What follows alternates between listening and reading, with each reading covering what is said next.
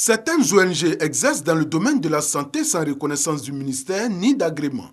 D'autres qui disposent d'un agrément ou de reconnaissance se détournent de leur mission véritable et procèdent à l'ouverture de structures de soins privés à but lucratif, ne respectant aucune éthique de la déontologie médicale.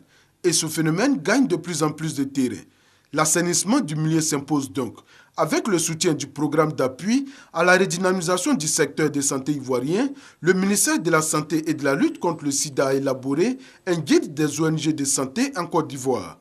Le présent atelier vise à valider le guide en vue de son édition et distribution.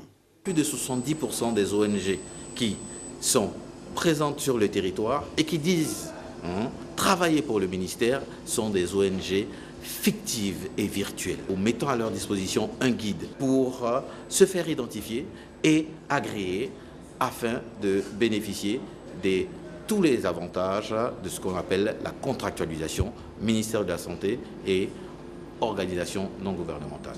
Tous les acteurs sont unanimes. Il faut assainir le milieu, ce qui justifie la présence de plusieurs ONG de santé et des partenaires au développement à cet atelier. C'est un document qu'il fallait forcément mettre sur pied, puisque depuis longtemps, nous n'arrivions pas à comprendre exactement quels sont les mécanismes de création et de fonctionnement dans nos relations et avec le gouvernement et avec le privé et les autres ONG. Le guide des ONG de santé se veut un accompagnateur, mais mieux, un éclaireur pour une bonne intégration des ONG dans le programme national de développement sanitaire.